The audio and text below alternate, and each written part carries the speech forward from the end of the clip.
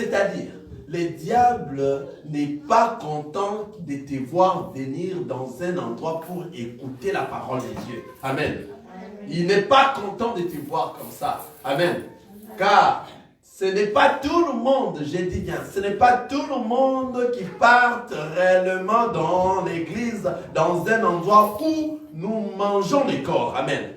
Ce n'est pas tout le monde. Amen. Le diable combat les enfants de Dieu, vous savez dans quoi? Dans la prière et dans l'écoute de sa parole. Amen.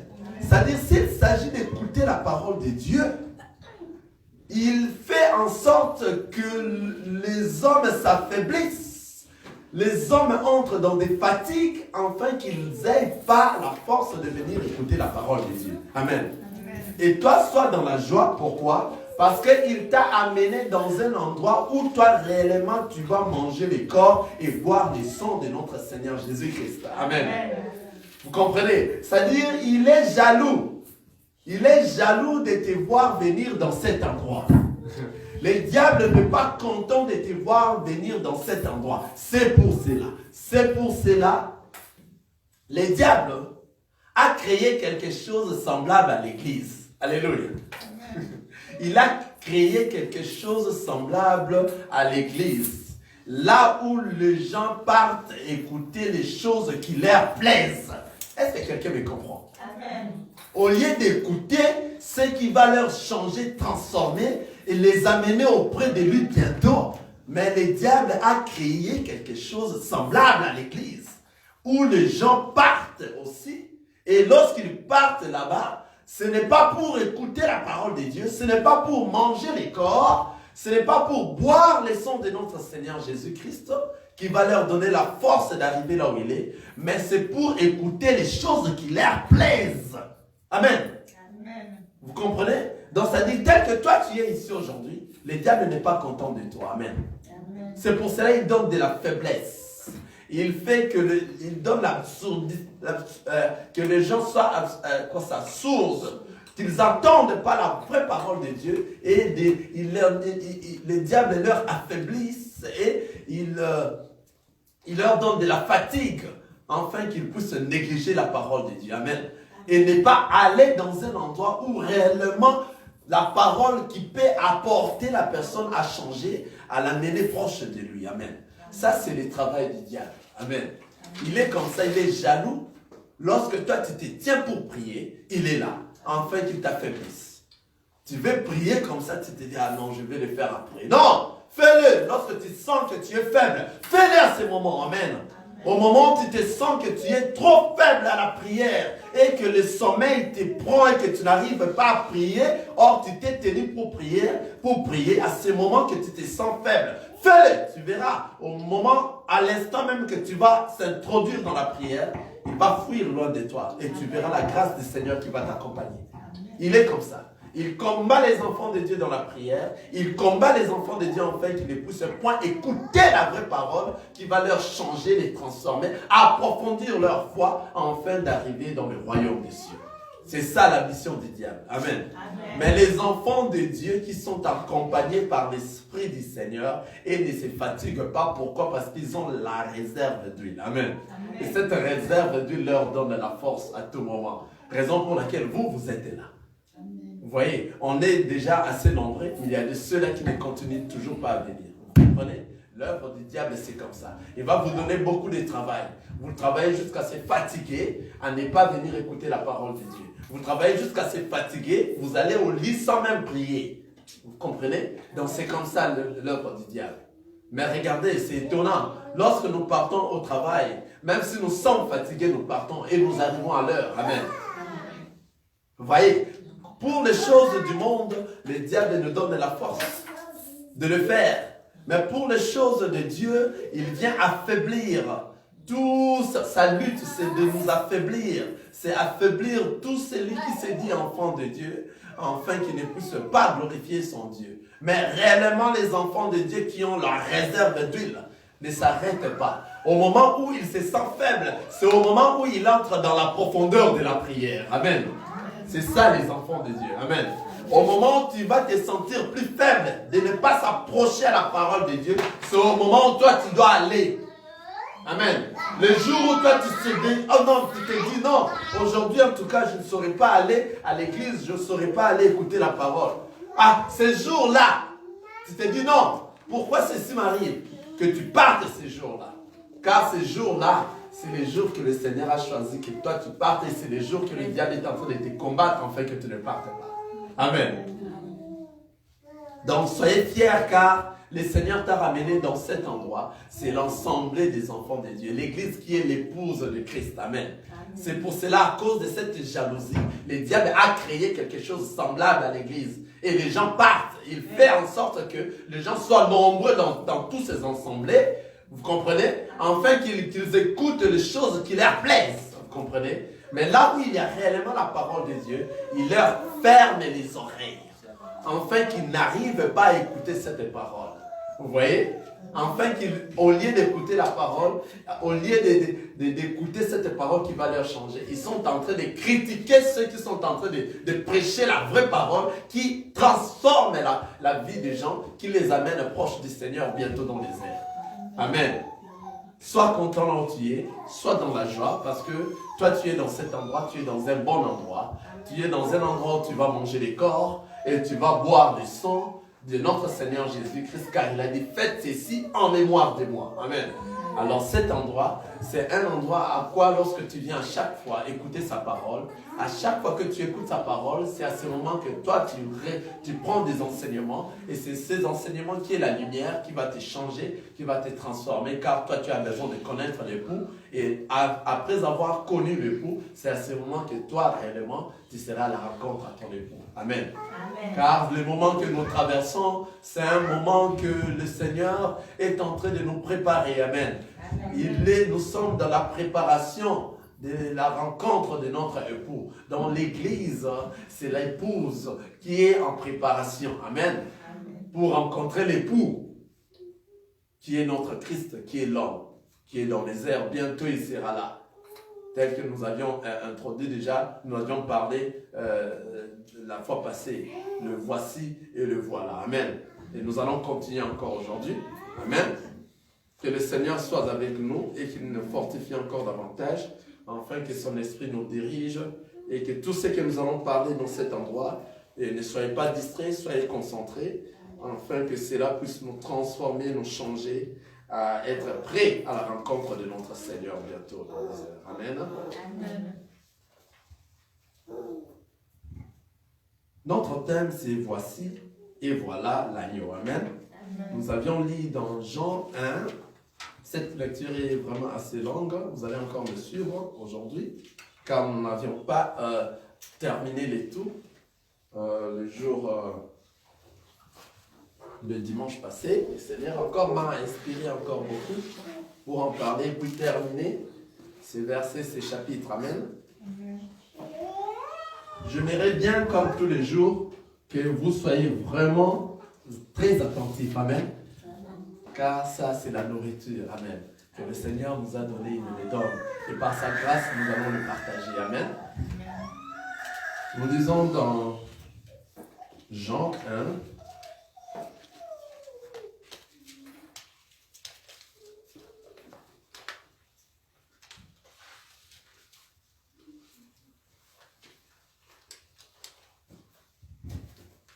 Jean, chapitre 1. On commence dans les versets 19 jusqu'à 45. Amen. C'est vraiment assez long, alors soyez vraiment attentifs lorsque nous sommes en train de lire. Amen. Amen. Je les relis encore au nom de Jésus. Jean, chapitre 1, le verset 19 jusqu'à 45. Suivez-moi très bien. Voici les témoignages de Jean lorsque le Juif a envoyé de Jérusalem des sacrificateurs et de Lévites pour lui demander « Toi, qui es-tu » Il déclara et ne le nia point. Il déclara qu'il n'était pas le Christ. Et ils lui demandèrent « Quoi donc? Es-tu Élie » Et il dit « Je ne le suis point. » es-tu le prophète? Et il répondit, non. Ils lui dirent, alors, qui es-tu? Afin que nous donnions une réponse à ceux qui nous ont envoyés. Que dis-tu de toi-même? Moi, dit-il, je suis la voix de celui qui crie dans le désert. Aplanissez le chemin du Seigneur, comme a dit Ésaïe le prophète. Ceux qui avaient été envoyés étaient des pharisiens. Ils lui firent encore cette question. Pourquoi donc baptises-tu si tu n'es pas le Christ, ni Élie, ni les prophètes? Jean leur répondit, moi, je baptise d'eau, mais au milieu de vous, il y a quelqu'un que vous ne connaissez pas, qui vient après moi. Je ne suis pas digne de délier la courroie de ses souliers. Ces choses se passèrent à Béthanie, au-delà du Jourdain, où Jean baptisait. Le lendemain, il vit Jésus venant à lui et il dit, « Voici l'agneau de Dieu qui ôte le péché du monde. C'est celui dont j'ai dit, après moi vient un homme qui m'a précédé car il était avant moi. Je ne les connaissais pas, mais c'est enfin qu'il fit manifester à Israël que je suis venu baptiser d'eau. Jean rendit témoignage. Je vis l'Esprit descendre du ciel comme une colombe et s'arrêter sur lui. Je ne le connaissais pas, mais c'est lui qui m'a envoyé baptiser d'eau. Celui-là m'a dit, celui sur qui tu verras l'Esprit descendre et s'arrêter, c'est celui qui baptise du Saint-Esprit. Et j'ai vu et j'ai rendu témoignage qu'il est le Fils de Dieu. Le lendemain, Jean était encore là avec deux de ses disciples. Et ayant regardé Jésus qui passait, il dit, « Voilà l'agneau de Dieu. » Les deux disciples l'entendirent prononcer ces paroles et ils suivirent Jésus. Jésus se retourna et, voyant qu'ils les suivaient, il leur dit, « Que cherchez-vous » Ils lui répondirent, « Rabbi », ce qui signifie maître. « Où demeures-tu » Venez, leur dit-il, et voyez. Ils allèrent et ils virent où il demeurait et ils restèrent auprès de lui ces jours-là. C'était environ la 2e heure. André, frère de Simon-Pierre, était l'un des deux qui avait entendu les paroles de Jean et qui avait suivi Jésus. C'est lui qui rencontra le premier, son frère Simon, et il lui dit, « Nous avons trouvé le Messie », ce qui signifie Christ. Et il le conduisit vers Jésus. Jésus, l'ayant regardé, dit, « Tu es Simon, fils de Jonas. Tu seras appelé Céphas, ce qui signifie Pierre. »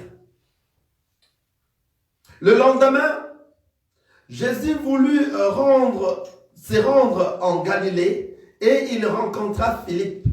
Il lui dit, « Suis-moi. » Philippe était de Bethsaïda, de la ville d'André et de Pierre. Philippe rencontra Nathanaël et lui dit, « Nous avons trouvé celui de qui Moïse a écrit dans la loi et dont les prophètes ont parlé, Jésus de Nazareth, fils de Joseph. » Amen. Amen. Amen. Voilà, ça c'est juste ce que nous avions déjà commencé et nous avions déjà lu depuis le dimanche passé. Amen. Amen. Et nous avions parlé dans ces chapitres, nous avions dit comment est-ce que Jean s'était mis et il y avait de grands sacrificateurs de prêtres qui sont venus auprès de Jean, lui poser des questions pour demander à savoir si Jean était le Christ. Amen. Parce qu'ils ont vu Jean en train de baptiser. Amen. Et Jean, à sa réponse, il a dit, moi je ne suis pas le Christ. Amen. Je suis la voix qui crie dans le désert. Amen. C'est-à-dire, ici nous avons dit, si Jean était une voix qui criait dans le désert, c'est-à-dire l'endroit où Jean se mettait, s'est fixé pour crier, c'était le désert. Amen. C'est-à-dire Israël qui n'a pas reçu le Christ, qui veut dire que le désert c'est un endroit où la pluie n'a jamais tombé. C'est-à-dire la pluie, c'est lui qui fait tomber la pluie, c'est le Père. Et nous avions dit que non, lorsque la pluie n'a pas été tombée dans cet endroit est désertique. Dans Israël, que Jean était en train d'annoncer l'arrivée de Christ, il dit que je suis en train de crier dans les déserts. Dans les déserts qui représentaient Israël. Car Israël n'ont pas reçu le Christ. Amen. C'était un endroit où ils n'ont pas reçu la pluie. La pluie, c'est la parole de Dieu. Amen. Si nous partons dans Isaïe, ça m'enseigne, dans Isaïe, nous allons voir que la pluie, Dieu fait descendre la pluie. Et la pluie, c'est sa parole. Amen.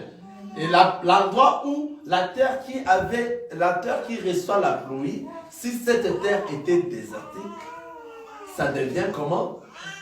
Ça devient fertile. Ça devient une terre fertile. Alors, lui, Jean était en train de crier dans les déserts.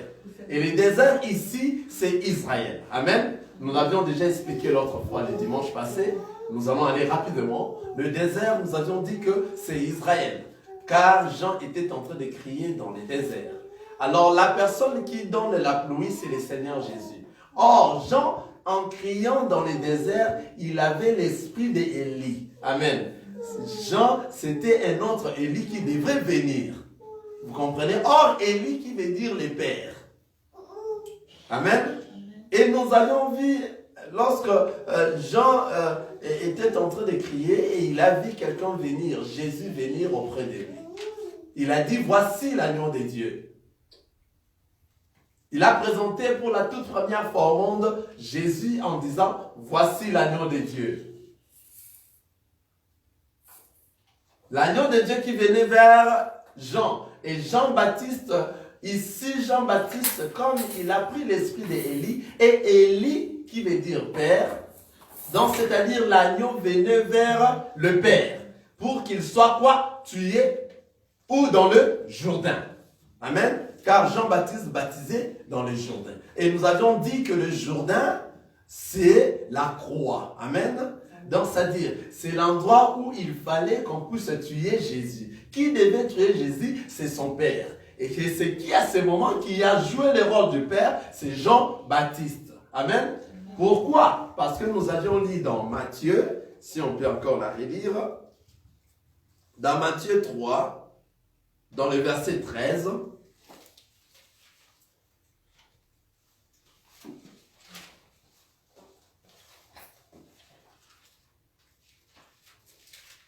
nous avions lu dans Matthieu 3, dans le verset 13, je les relis encore.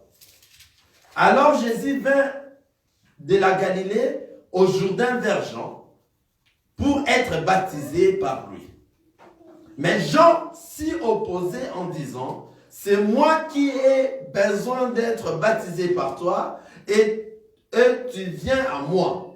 Jésus lui répondit, laisse faire maintenant, car il est convenable que nous accomplissions ainsi tout ce qui est juste. Et Jean ne lui résista plus. Donc, c'est-à-dire, c'est Jean s'est étonné de voir Jésus venir auprès de lui afin qu'il reçoive le baptême. Et Jean s'est dit, non, c'est à moi, c'est à toi qui dois me baptiser, ce n'est pas à moi de te baptiser. Et la réponse de Jésus, il a dit, laisse faire maintenant, car il est convenable que nous accomplissions ainsi tout ce qui est juste. À ce moment, nous voyons qu'est-ce qui est juste. Ce qui est juste est que Jean ne peut pas être baptisé à cette heure-là par Jésus. Car Jean portait les types de Dieu qui est le Père qui devait baptiser son Fils. Car c'est le Père qui baptise le Fils, ce n'est pas le Fils qui doit baptiser le Père. Vous voyez, c'est pour cela Jésus l'a répondu en disant, laissez faire maintenant, car il est convenable que nous accomplissions ainsi tout ce qui est juste. Amen. Ce qui est juste est que c'est le Père qui doit baptiser son Fils. C'est-à-dire, c'est le Père qui doit tuer son Fils. Amen. C'est-à-dire le Jourdain, comme c'est le lieu de baptême, c'est la mort et la résurrection. Alors nous avions dit que Jean, à ces mots, lui qui s'opposait, lorsqu'il a entendu cela, et Jean ne lui résista plus. Amen. Jean ne lui résista plus et Jean a baptisé Jésus. Dans le baptême que Jésus avait reçu dans le Jourdain, c'est-à-dire Jean a tué Jésus et puis Jésus était ressuscité. C'était la mort de Jésus et la résurrection de Jésus. Nous avions parlé encore en disant que ce ne sont pas les soldats romains qui avaient tué Jésus. Amen. C'est le Père lui-même qui a tué son Fils. Amen. C'est-à-dire Jean qui a pris les types du Père et c'est lui qui avait tué Jésus au Jourdain et puis Jésus était ressuscité. Donc c'est le Père qui a tué son Fils. Car lui, il a le pouvoir de donner la vie et de la répondre. Amen. Amen. Alors nous continuons cette lecture. Nous sommes dans Jean 1. Pour avoir de l'éclaircissement à tout le point possible. Et que vous allez comprendre réellement que dans la parole de Dieu, cette parole, il y a des choses qui sont cachées que le Seigneur révèle à ses enfants. Et s'il t'a choisi, il va te donner de révélations profondes par rapport à ce que lui a écrit. Amen. Nous avions vu le lendemain. Vous vous souvenez, n'est-ce pas? C'était le voici lorsque Jean avait présenté au peuple d'Israël. Voici l'agneau qui venait vers Jean. Mais le lendemain, après être baptisé, Jean encore avait vu Jésus. Amen. Jean avait vu Jésus et il a dit, je lis dans Jean 1, 36, je lis dans Jean 1, je commence à 35. Le lendemain, Jean était encore là avec deux de ses disciples. Et ayant regardé Jésus qui passait, il dit, voilà l'agneau de Dieu. Les deux disciples l'entendirent prononcer ces paroles et ils suivirent Jésus-Christ. Amen. Dans le lendemain, après que Jésus soit mort sur la croix et ressuscité, Jean a vu Jésus et Jean a dit cette fois-ci, il n'avait pas dit voici l'agneau de Dieu, il a dit voilà l'agneau de Dieu. Car il a vu Jésus en train de passer. Et après avoir dit voilà l'agneau de Dieu, la Bible, la parole de Dieu nous dit, les deux disciples ont fait quoi? Poursuivi Jésus. Donc ils ont quitté Jean pour poursuivre qui? Jésus. Donc les deux disciples ont compris que la mission des gens est finie. Amen. Amen. Ils ont compris qu'à cette heure-là, ce n'est plus Jean qui doit nous parler. À cette heure ici, la personne qui est habilitée à nous parler, c'est le voilà, le Seigneur Jésus-Christ qui passe déjà. Car il a déjà été mort et il est déjà ressuscité. Comme il est ressuscité, il commence à passer pour aller vers quel peuple? Vers les nations. Amen. Vous comprenez, n'est-ce pas?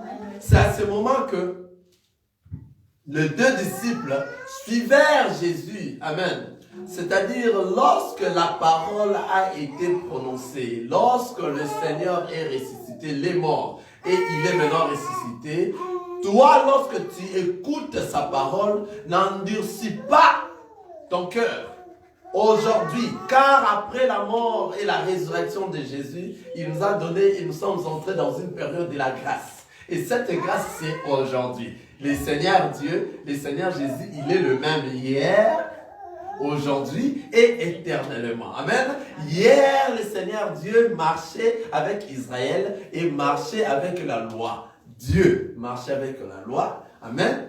Donc, il était hier et aujourd'hui, dans sa grâce, il est avec nous. Il est Emmanuel. On dit Jésus, Dieu parmi nous. Il marche avec nous car aujourd'hui, c'est le temps de la grâce. Et éternellement, ça sera après l'enlèvement. Le Seigneur va continuer encore. Après l'enlèvement, il va aller chercher son peuple Israël, au moyen au biais de 2 prophètes, afin que, vous comprenez, donc il est le même hier, aujourd'hui et éternellement. Amen. Il est Alpha, il est Emmanuel et il est Oméga. Vous comprenez? Emmanuel qui veut dire Dieu parmi nous. Donc le temps que nous passons aujourd'hui, c'est le temps de la grâce. Et dans ce temps de la grâce, lorsque les deux prophètes, les deux apôtres ont écouté Jean dire voilà l'agneau de Dieu, ils ont directement compris que c'est le moment de la grâce. Amen. La personne que nous devons suivre, c'est le Seigneur Jésus-Christ. Car le temps prophétique, le temps des apôtres, le temps de la loi était fini par Jean. Amen. Amen. Donc, c'est-à-dire Jean a représenté tout le temps depuis la création jusqu'à la mort, au Jourdain. Donc, jusqu'au Jourdain. Donc, jusqu'au lieu de la croix. Donc, dans le Jourdain, dans la mort et dans la résurrection de notre Seigneur Jésus-Christ. C'est par là que la mission des gens était finie. Amen. Et Jésus maintenant a continué la mission. Amen.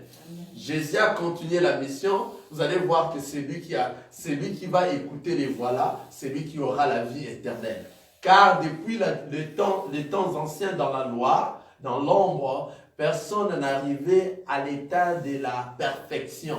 Le Seigneur Jésus-Christ maintenant, lui, nous a donné par son billet de la mort et de la résurrection, afin que tout celui qui croit en lui arrive dans un état de la perfection, afin qu'il puisse le rejoindre ou dans les airs. Vous comprenez?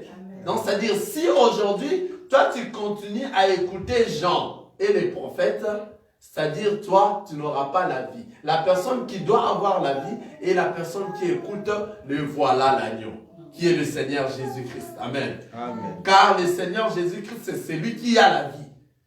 Tout celui qui a Jésus a la vie. Tout celui qui n'a pas Jésus n'a pas de vie. Amen. Vous comprenez? Amen. Alors, le Seigneur nous donne tout ce qui a été dans la loi, qui est l'ombre des choses à venir avec le Christ. Donc, c'est-à-dire, toute la parole nous parle que de notre Seigneur Jésus-Christ. Donc, dans le rouleau, nous parle que de notre Seigneur Jésus-Christ. Depuis la loi, les prophètes, dans Ésaïe, tous ces prophètes, ils ont annoncé le nom du Seigneur Jésus-Christ. Et jusqu'à ce que lui-même, il est venu maintenant, et il a pris la relève, et celui qui va le suivre aura la vie éternelle. La vie éternelle. On se comprend, n'est-ce pas? Il est venu lui-même se sacrifier sur la croix afin que toi et moi, que nous puissions voir la vie. Regardez ces deux mouvements. Amen. Ne dormez pas. Regardez et suivez ces deux mouvements. Ne dormez pas. Donc ça dit, regardez et suivez ces deux mouvements. C'est très profond. Nous avions dit ici au début, le diable en profite lorsque vous écoutez la parole de Dieu. C'est à ce moment qu'il va te donner le sommeil. Amen. C'est comme ça. Il n'aime pas que nous puissions prier. Donc la prière et la parole de Dieu, c'est ce qui embête le diable. Ça l'embête pas mal. Alors si les gens se réunissent dans la prière, le diable est là. Vous allez voir, il va donner du sommeil. Si les gens se réunissent pour écouter la parole de Dieu, le diable va tout faire afin que vous ne puissiez pas avoir le temps d'écouter cela. Mais c'est au moment où tu te sens faible, c'est à ce moment que toi tu vas te tenir fort pour écouter la parole de Dieu. Amen. Au moment où tu te sens faible, c'est à ce moment que tu dois te relever fortement pour te dire, je vais prier maintenant. Car cette faiblesse, ce n'est pas moi, c'est le diable qui veut m'influencer. Vous comprenez? Tenez-vous bien, amen. Et suivez cette parole, c'est très profond. Et vous avez vu les deux apôtres des gens lorsqu'ils ont écouté Jean prononcer cette parole, voilà l'agneau de Dieu. Les deux disciples, la Bible dit, l'entendirent prononcer ces paroles, ils suivirent Jésus. Et lorsqu'ils suivirent Jésus, regardez, qu'est-ce qui se passe? Pour te dire qu'aujourd'hui, ces deux disciples, c'est toi et moi, car ils ont découvert qu'après la mort, c'est la résurrection de Jésus, et c'est le temps de la grâce qui a commencé. Suivez ce qui se passe ici. Jésus se tourna, et voyant qu'il les suivait, Jésus se retournant, et voyant qu'il les suivait, il leur dit, que cherchez-vous? Que cherchez-vous? C'est toi et moi aujourd'hui. Lorsque tu es en train maintenant d'écouter la parole de Dieu, lorsque tu te rapproches proche du Seigneur Jésus, lorsque tu veux les connaître, tu viens écouter les enseignements, c'est la question que le Seigneur Dieu te dit. Et le Seigneur s'est retourné pour regarder maintenant, et il t'a vu. Amen. Donc toi, tu représentes ces deux apôtres. Amen. Tu représentes ces deux apôtres après la mort et la résurrection de Jésus. Jean a dit, voilà l'agneau de Dieu. Vous comprenez? Voilà l'agneau de Dieu. Et comme toi maintenant, tu sais maintenant que nous entrons dans le temps de la grâce, comme les apôtres, ces apôtres-là, ils ont quitté Jean pour aller suivre qui? Jésus. Et Jésus maintenant qui te pose la question maintenant. Amen. Amen. Comme il avait posé aux apôtres. Jésus se retourna et voyant qu'il les suivait, il leur dit, que cherchez-vous? C'est la même question que Jésus vous pose maintenant. Que cherchez-vous? C'est-à-dire, la réponse de deux apôtres suivait, la réponse de ces deux apôtres montrait que la question de que cherchez-vous, au lieu de répondre à la réponse, mais regardez, ils vont répondre à une autre question. Alléluia! Amen. Quelqu'un vit ça? Quelqu'un vit ça? Amen. Que cherchez-vous? C'était une question. Il fallait une réponse, mais les apôtres ont répondu à une autre question. Suivons la parole. La parole nous dit, Jésus se retourna et voyant qu'il les suivait, il leur dit, que cherchez-vous? Ils lui répondirent, Rabbi, ce qui signifie maître, où demeures-tu? Alléluia. Vous avez compris? Donc, c'est-à-dire, Jésus a posé la question de savoir, que cherchez-vous à ces deux apôtres? Mais les deux apôtres l'ont d'abord appelé Rabbi, ce qui veut dire maître. Et au lieu de répondre à la question, ils ont reposé encore la question, où demeures-tu? Alléluia. C'est ça notre question. Alléluia. C'est ça ta question aujourd'hui. Jésus, où demeures-tu? Alléluia. Au lieu de dire, Jésus, moi je vous suis parce que Jean nous a montré, toi voilà l'agneau de Dieu, c'est pour cela que nous te suivons. Non, c'était trop long, c'était trop long pour dire toutes ces paroles. Non, les apôtres ont demandé directement, où demeures-tu? Vous comprenez que c'est le moment que nous sommes en train de traverser, c'est le temps de la grâce. C'est ce qui se passe ici. Amen. Il faut voir les Écritures. Les Écritures, c'est comme ça. Tu vois ce qui se passe ici? C'est le temps de la grâce. C'est le temps que nous sommes. Jean a dit aux apôtres, voilà l'agneau de Dieu. Voilà l'agneau de Dieu. Et les apôtres entendirent dire Jean comme ça. Ils ont quitté Jean pour aller vers Jésus. Vous comprenez? Arrivé auprès de Jésus, Jésus se tourna, voyant que les apôtres le suivaient. Vous comprenez? Et Jésus maintenant posa la question. Hein? Que cherchez-vous? Amen.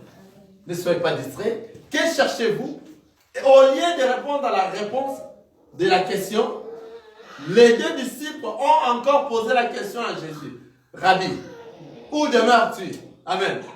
Donc tout ça, ça se passe à ce moment ici dans les temps de la grâce. Pourquoi? Parce que Jésus vient de mourir et d'être ressuscité. Donc les personnes qui vont les suivre sont ceux qui vont suivre les voilà et non les voici. Amen.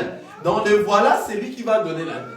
Lorsque les deux apôtres ont compris que c'est les voilà qui donnent la vie, ils viennent auprès de Jésus et ils disent, Maître, où demeures-tu? Donc c'est ta question que tu dois poser aujourd'hui. Où demeures-tu?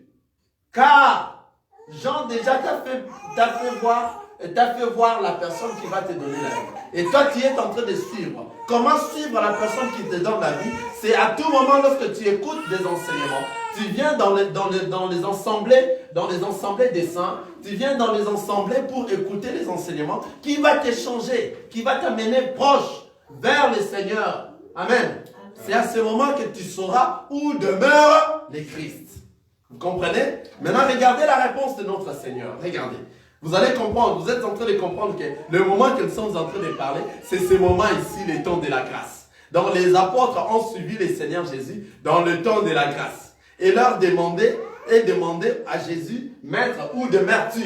C'est dans ce temps de la grâce que nous sommes en train de suivre le Seigneur Jésus-Christ. Eux, nous sommes en train de demander, où demeures-tu? Amen. Regardez la réponse de notre Seigneur Jésus-Christ. C'est bien de décortiquer tout ça.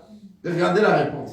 Jésus se retourna, nous avions déjà dit ça, dans 39, Jean 1, 39, Jésus répondit, venez, leur dit-il, et voyez. Ils les allèrent et ils virent où il demeurait et ils restèrent auprès de lui ces jours-là. Et la Bible a mis point. Vous comprenez? Donc, c'est-à-dire, lorsque vous êtes en train de suivre Jésus, Jésus va dire, venez, amen, venez et voyez là où je suis.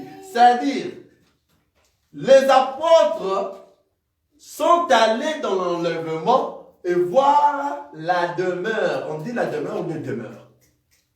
La demeure de notre Seigneur Jésus-Christ. Et le Seigneur les a montrés, c'est ici où je réside. Vous comprenez? C'est-à-dire, le fait que les apôtres ont suivi Jésus, ils se sont enlevés vers le Christ et le Christ les a montré sa demeure. Est-ce que quelqu'un dit ça? Amen. Tu as vu ça, n'est-ce pas? Donc le Christ les a donné sa demeure. Et lorsque eux, ils ont vu cela, Jésus a dit, venez, leur dit-il, et voyez. Ils les allèrent et ils virent où il demeurait et ils restèrent auprès de lui ces jours-là. Amen. Ces jours-là, c'est les jours du repos. Amen. C'était ces jours-là, donc ces jours-là que nous irons à la rencontre de notre Seigneur. C'est à ces jours-là qu'il va nous montrer sa demeure. Et c'est là que nous allons demeurer ces jours-là. Est-ce que quelqu'un a compris? Amen. Donc, c'est-à-dire, lorsque nous allons à la rencontre, lorsque nous venons, la question de Jésus, que cherchez-vous? Et nous répondons à la même question, où demeures-tu? Nous avons besoin d'aller dans le demeure de notre Seigneur qui est la vie éternelle. Nous avons besoin d'entrer dans le millénium. Nous avons besoin de demeurer ensemble avec lui dans son demeure. Vous comprenez? C'est-à-dire, notre question, à savoir où demeures-tu, c'est ce qui nous fortifie afin que nous continuions à poursuivre la parole de Dieu, que nous demeurons dans les enseignements pour arriver dans la demeure de notre Seigneur Jésus-Christ. Est-ce que quelqu'un comprend? Amen. Quelqu'un comprend cela? Que tout ce qui s'est passé ici, c'était ce qui se passe maintenant. Amen. Après la mort de Jésus, il faut qu'il ait la rencontre car c'est le temps de la grâce qui a commencé. À la fin du temps de la grâce, les deux apôtres sont allés. Donc, c'est-à-dire moi et toi qui ont reçu le Seigneur, nous sommes allés à la rencontre du Seigneur et nous allons voir l'endroit où le Seigneur demeure. Et depuis que nous allons voir ces jours, l'endroit où le Seigneur demeure, c'est là où nous allons demeurer. C'est ce que nous sommes en train d'attendre. Amen. Amen. C'est ce que nous attendons. Amen. Pour aller demeurer dans sa demeure. Où demeures-tu? C'est là où nous voulons aller.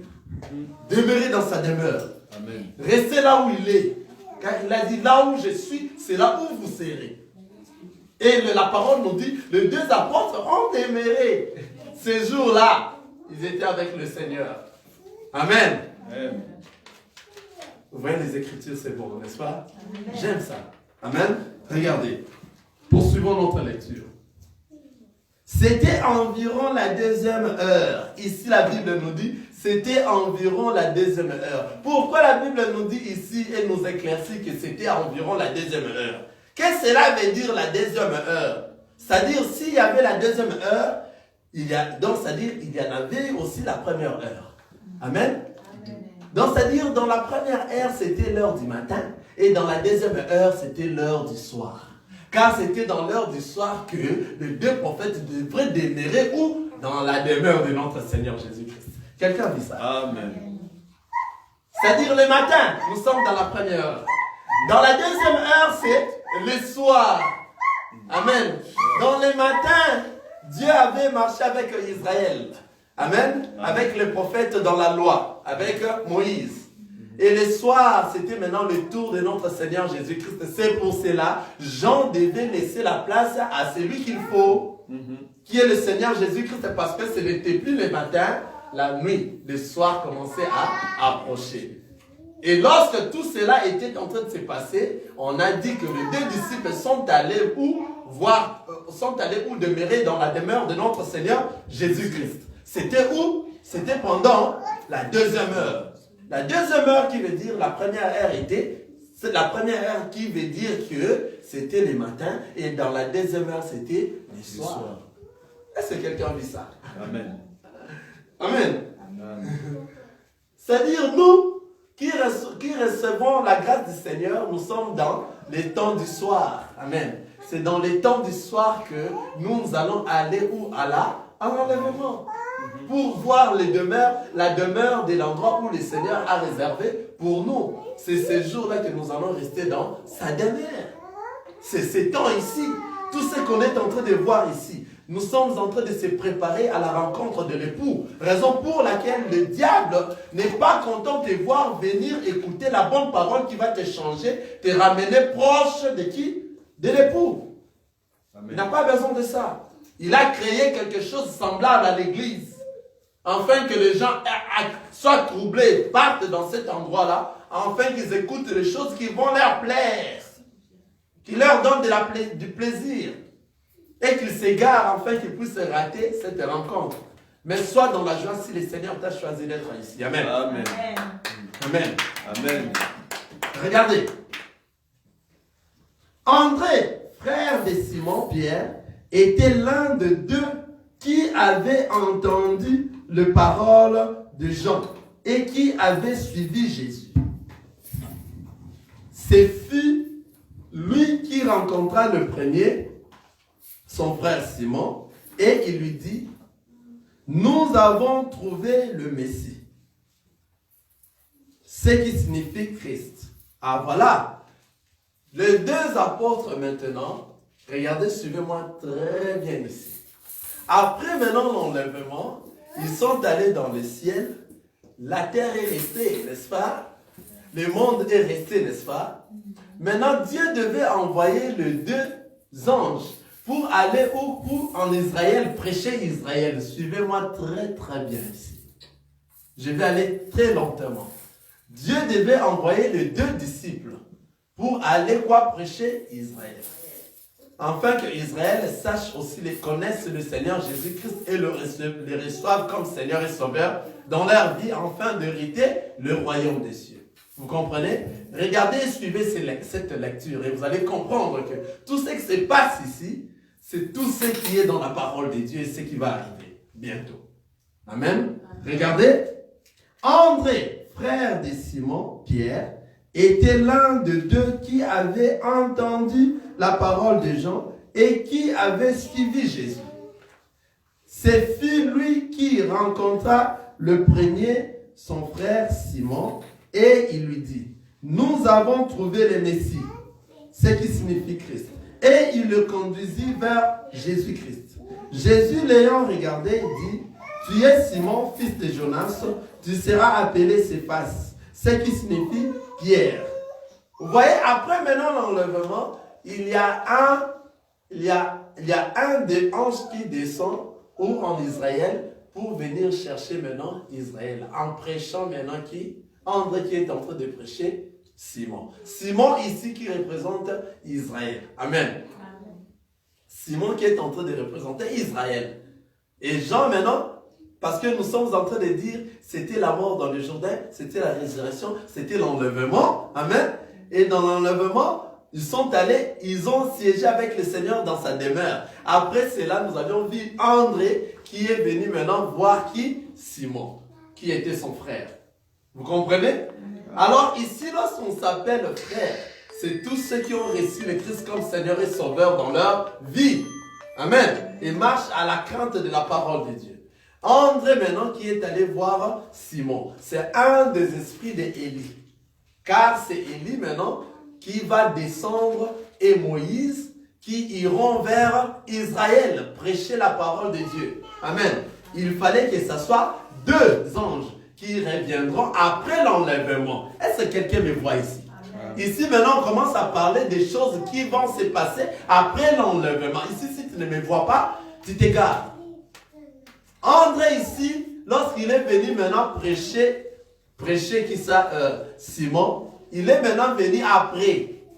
Regardez, vous allez voir que ça sera André et un autre disciple. Regardez, je lis, André, frère de Simon Pierre, était l'un de deux qui avait entendu les paroles de Jean et qui avait suivi Jésus. Ce fut lui qui rencontra le premier, son frère Simon, et lui dit, nous avons trouvé le Messie, ce qui signifie Christ. Amen. Nous avons trouvé le Messie, ce qui signifie Christ. Donc, c'est-à-dire, André ici représentait Élie, qui ont trouvé le Messie, qui signifie lui, et ils ont trouvé le Messie, qui signifie Christ. Alors, André est venu donner ce message dans une terre désertique qui n'a pas connu le Christ.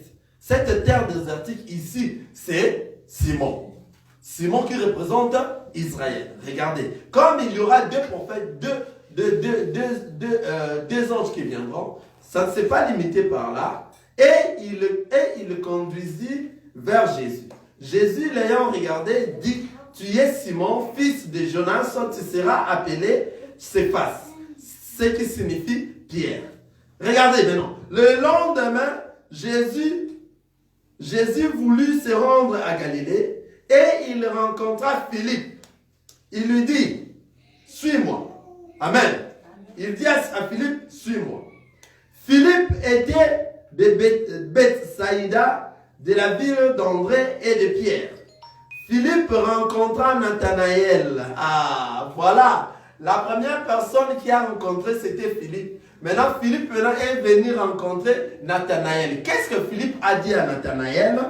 Philippe rencontra Nathanaël et lui dit, nous avons trouvé celui de qui Moïse a écrit dans la loi. Ici, maintenant, Philippe parle de Moïse et de la loi. Ce qui veut dire que les deux prophètes, c'était André et Philippe. C'est-à-dire, André a pris le type d'Élie et Philippe a pris le type de Moïse. C'est deux prophètes qui viendront après l'enlèvement et ils iront prêcher qui? Israël. C'est-à-dire, André a prêché qui? Simon, et puis Philippe a prêché qui? Nathanaël. Est-ce que quelqu'un a vu ça? Et Simon et Nathanaël qui représentent Israël. Est-ce que vous comprenez? Et nous avions dit ici, dans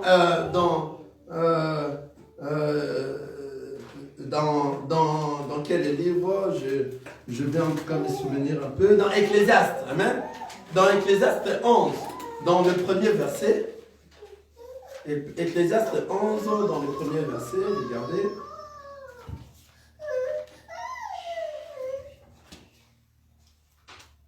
Celui qui est prêt, je vais déjà lire ça. Ecclésiaste 11, le premier verset.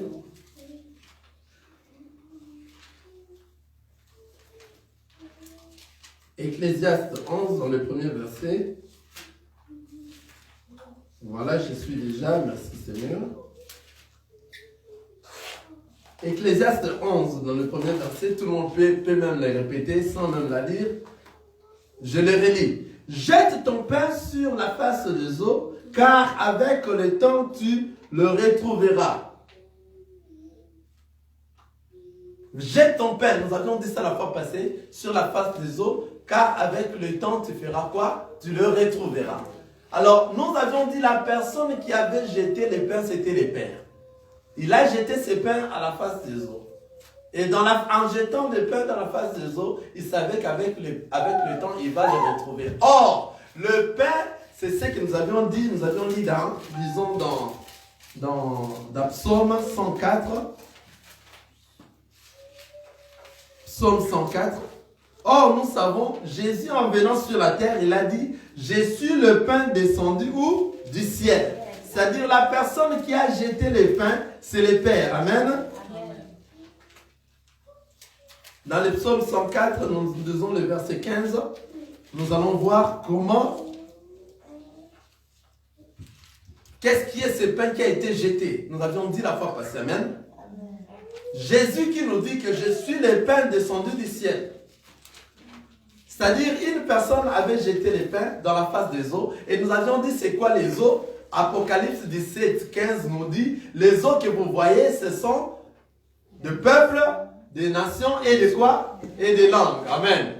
C'est-à-dire, les eaux sont des nations et des langues. C'est-à-dire, le pain qui a été jeté, ceux qui vont profiter de ce pain sont les nations, le peuple et des langues. C'est-à-dire, nous, que Israël, qui n'avait pas eu la grâce en Israël et que le Seigneur a donné le dos, et c'est nous que le Seigneur a fait grâce afin que nous puissions manger de ces pains.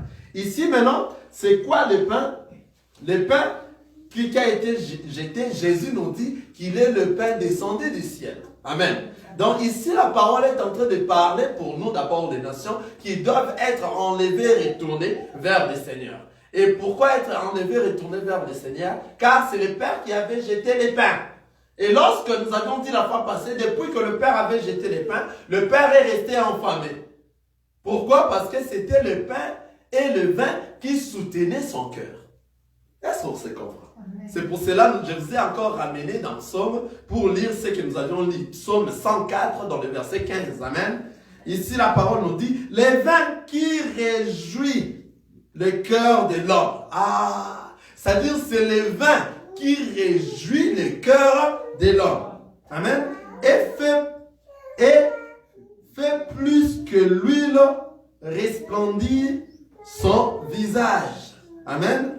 Et le pain qui soutient le cœur de l'homme. Ah, c'est-à-dire le vin réjouit le cœur de l'homme et le pain soutient le cœur de l'homme. C'est-à-dire le vin là qui réjouit le cœur de l'homme, l'homme c'est celui qui a jeté son pain sur la terre et l'homme est resté affamé. C'est le Père. En jetant son pain sur la terre, les personnes qui ont profité de ces pains sont le peuple, les nations et les langues. C'est-à-dire les nations, nous, qui n'avaient pas reçu l'opportunité d'en avoir, et Dieu nous a fait grâce. Et nous sommes en train de manger ces pains. Vous voyez, c'est nous qui avons reçu ces pains. Et lorsqu'après avoir reçu ces pains, nous sommes en train de les manger. Et tout celui qui les mange, tout celui qui l'a reçu comme Seigneur et Sauveur dans sa vie, c'est lui qui aura la vie. C'est lui qui aura la vie éternelle. Et ce pain commence par retourner vers le Seigneur. Nous avions dit le pain qui a été jeté, c'était la parole de Dieu, c'était le Seigneur Jésus-Christ. En venant sur la terre, Jean dit, voilà l'agneau. Voilà l'agneau de Dieu. Alors il faut suivre cet agneau, afin que toi tu puisses manger cet agneau, manger le pain qui a été jeté du ciel. Vous comprenez? Et cet pain qui a été jeté du ciel, il est venu sur la terre, il est mort et il est ressuscité, il est reparti vers le ciel et il est revenu encore sur la terre à ce moment. Le pain est encore sur la terre sous forme du Saint-Esprit. Amen. C'est le vin qui réjouit le cœur de l'homme. Le vin qui réjouit le cœur de l'homme, c'est le vin, c'est quoi ça? C'est le sang de notre Seigneur Jésus-Christ. Nous avions parlé l'autre fois. En état brut, ça n'a pas donné, la vie. Il fallait que ça passe à une fermentation de 50 jours. C'est à ce moment que le Seigneur est venu 40 jours marcher avec les apôtres. Et après les 2 jours au ciel. Et après ces 2 jours, il est maintenant descendu sous forme du Saint-Esprit. La personne qui boit de ces vins, amen, deviendra ivre. L'ivresse que nous sommes en train de parler ici, c'est ivre par la parole de Dieu. Amen. Il commencera à prononcer des oracles du Seigneur. Amen. Alors toute personne qui a ses vins dans lui, ce n'est que c'est lui-là qui va garder ses vins et ses vins va l'aider jusqu'à la rencontre de notre Seigneur Jésus-Christ. Donc ces vins, c'est le Saint-Esprit. Amen. Qui nous conduit jusqu'à arriver vers le Seigneur Jésus. Donc la personne qui est déjà enfant de Dieu, il a le Saint-Esprit dans lui qui va le conduire jusqu'à arriver vers le Seigneur Jésus. Et ce Saint-Esprit dans lui qui va commencer à les faire discerner le bien et le mal à tout moment. Donc le Saint-Esprit, tu ne peux pas l'évoquer à tout moment. Car toi, tu es déjà un enfant de Dieu, il est déjà dans toi. Amen. Et c'est ce qui va t'éclaircir où aller suivre la parole de Dieu. Qu'est-ce que tu dois faire dans tes pensées, dans tes paroles, ainsi que dans tes actes. Amen. Tout acte que tu vas poser, car tu es devenu un enfant de Dieu, tu as mangé du pain, et tout acte que toi tu poseras, ça sera plus toi, c'est le Christ qui vit dans toi. Comme c'est le Christ qui vit dans toi, tu ne poseras pas des mauvais actes de foi et tu poses de bonnes, tu es comme ça, toi tu es ni chaud ni froid. Non, lorsque le Christ réellement vit dans toi, toi tu es devenu une nouvelle créature. Amen. Et dans toi c'est le pain qui est à l'intérieur. Tout acte que toi tu auras à poser, le Saint-Esprit va t'orienter que ceci est bien et cela est mauvais.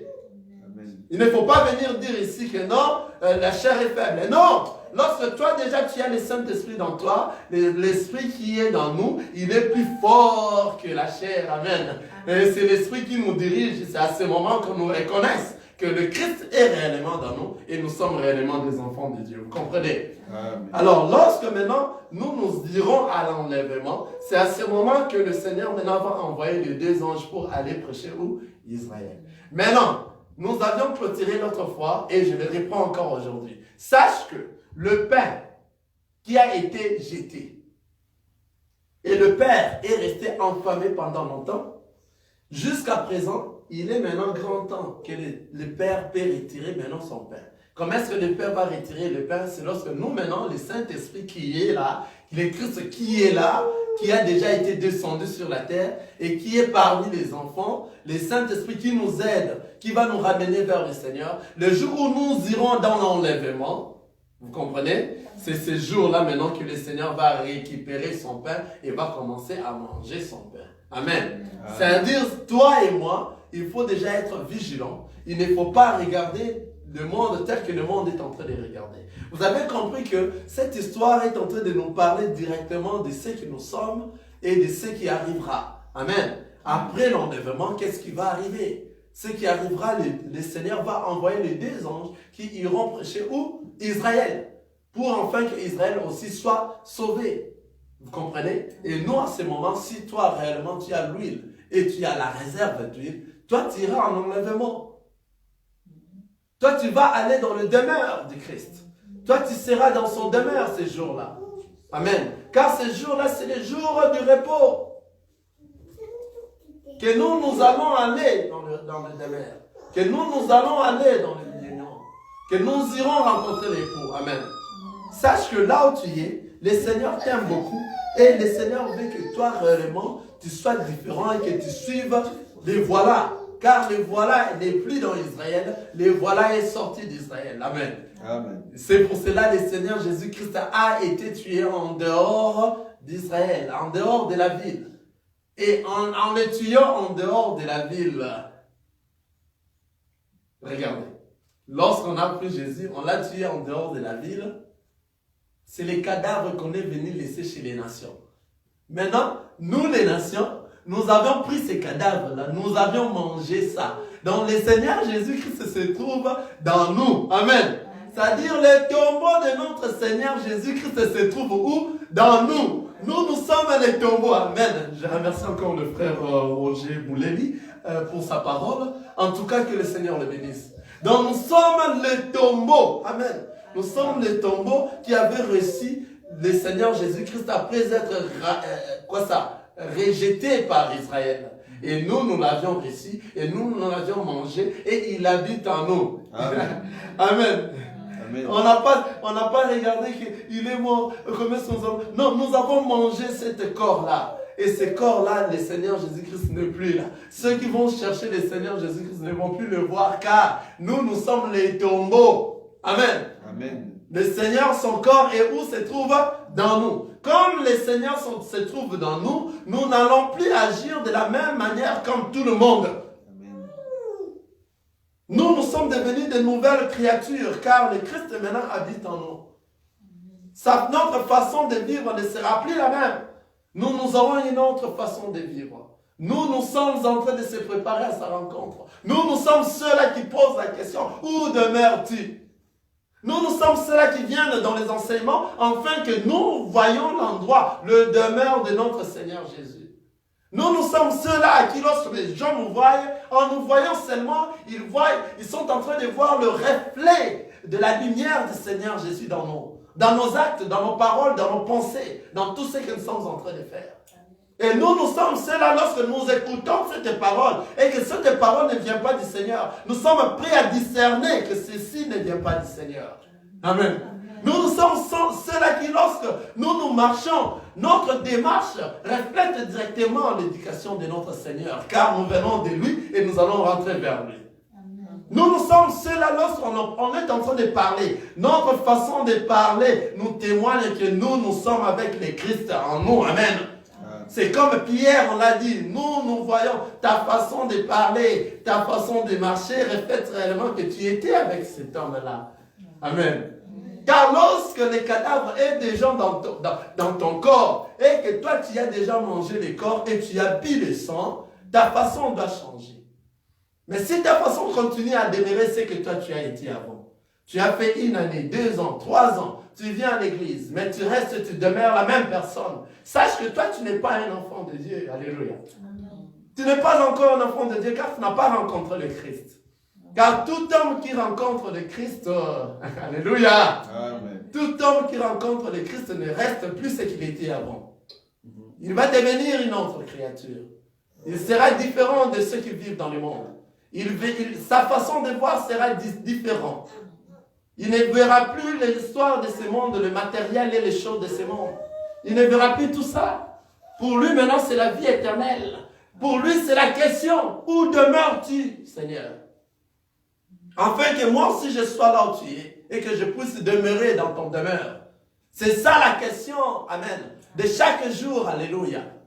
Noto nangai, oyele kimonena, ete moko lomoko, namuna elongi na yo, munana lolelongo na ye, tokozala basantu banson, tokopangusa maya miso tobimisa na mosala na ye, kunana lolelongo na Yesu, tokozala basantu nyonso, tokopangusa maya miso tobimisa na mosala na yo, kunana lolelongo na yo. C'est-à-dire, mon rêve, le plus profond de mon cœur, c'est d'être à côté de toi ces jours-là, que d'être dans ton demeure, de vivre ensemble avec toi. C'est ça mon rêve. Si le monde voit leur rêve, si le rêve du monde, c'est de devenir des milliardaires, des millionnaires, d'avoir les choses de ce monde. Moi, en tant qu'enfant de Dieu, mon rêve, c'est de demeurer dans ta demeure. Alléluia. C'est être là où toi tu es. Alléluia. C'est vivre là où tu es. Avoir la vie éternelle. C'est ça mon rêve le plus profond.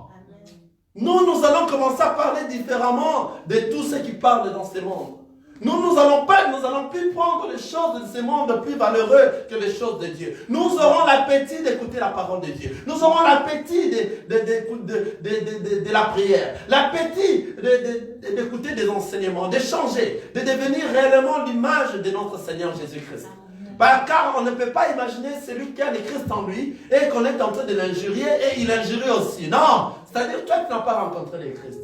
Celui qui a le Christ en lui, il est dans la prostitution. Non, tu n'as pas rencontré le Christ. Celui qui a le Christ en lui, il est dans abortion. C'est quoi abortion? Dans les avortements. Non, toi tu n'as pas rencontré le Christ. Celui qui a le Christ en lui, il est différent. Car il a déjà la vie éternelle. Il est sur la terre, il a déjà la vie éternelle. Car les saints ne seront pas jugés. Alléluia. Nous irons directement à l'enlèvement rencontrer le Christ.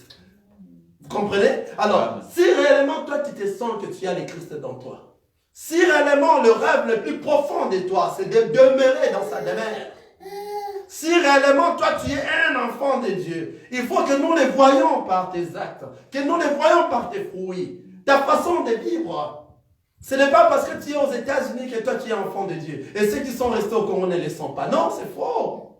Quelle prédication. Ce n'est pas parce que tu as acheté une voiture, tu as des villas et tu as des avions, que toi tu es un enfant de Dieu, tu es béni. C'est faux. Nous allons revenir encore dans la bénédiction. Amen. Cet enseignement, beaucoup l'enseignent très mal. Nous allons encore revenir dans ça. Afin que nous puissions encore mettre quelques points sur les i. Celui qui est élevé, je le répète, la personne qui est élevée, pas à la manière du monde, mais à la manière du Seigneur. La personne qui est élevée est la personne qui a reçu le Christ dans lui et il est en train de pratiquer la parole de Christ. C'est lui qui sera enlevé vers le ciel. Amen, amen. Ne venez pas me citer des gens qui sont élevés en dignité à la manière du monde. Ça ne fait absolument rien. Nous savons, l'élévation, c'est avoir la pluie dans toi. La pluie, c'est la parole de Dieu. La pluie, c'est le Seigneur Jésus-Christ. C'est lui qui t'élève. Lorsqu'il t'élève, tu as la sémence dans toi et tu vas marcher par rapport à la parole selon les Écritures sur cette terre et c'est toi qui seras enlevé. Amen, amen. Tu peux être élevé à la manière du monde, mais si tu rates l'enlèvement, c'est-à-dire toi tu n'as rien fait, qu'est-ce que tu es venu faire dans ce monde? Tu n'as rien foutu. Amen. Amen. Soyons prudents. Le Seigneur veut récupérer les pains qu'il avait jetés. C'est déjà proche. Tous les signes que nous sommes en train de voir dans le monde, on l'a déjà vécu. Alors soyez prêts à se préparer. On ne sait pas quand, mais ça sera en un clin d'œil. Tout le monde est en train de parler. Le monde est en train de dire que Obama fait ceci, que Biden est devenu président. Ceci, ça arrivera. Personne ne sait ce jour-là. Ça sera en un clin d'œil. Vous comprenez? Ça sera en un clin d'œil. Alors toi, enfant de Dieu, tu n'as peur de rien. Quand tu sais que ton corps est le tombeau de Christ, le Christ, toi tu l'as mangé, il est mort et puis toi tu l'as mangé, il est dans toi. Et il y a tout au mot, toi tu seras enlevé. Qu'il vienne le soir ou la nuit, à n'importe quelle heure, toi tu seras enlevé. Toi tu as peur de rien. Et tout cela peut arriver. Et tout cela peut arriver. Et ceci arrivera, ceci arrivera. Toi tu sais que avant que le diable se manifeste, toi tu seras déjà enlevé. Il ne faut pas avoir peur de toutes ces histoires. Avant que l'Antichrist se manifeste, toi, enfant de Dieu, tu seras déjà dans sa demeure. Où demeures-tu? Viens et vois. Depuis ce jour-là, les apôtres sont restés chez lui, dans sa demeure. Ils restèrent ces jours-là. Amen. Amen. C'est ces jours-là que nous cherchons en ce moment. L'endroit où le Seigneur demeure. Nous voulons demeurer ensemble avec lui. Toi qui veux que le Seigneur demeure avec toi ensemble, tiens-toi debout à ce moment. Nous allons entrer dans la prière. Alléluia. Commencez à penser de tout ce que tu as fait, de tout ce que tu fais, tu commets, des actes que tu commets, de tout ce que des fois tu fais, tu te dis j'ai oublié. Comment oublier lorsque tu as le Saint-Esprit dans toi? Tu ne peux pas oublier, tu le fais expressément. Alléluia. Tu le sais lorsque tu es en train de le faire. Car toi, tu as l'enseignement avec toi. Comment tu fais ce que tu es en train de faire? Comment tu le fais?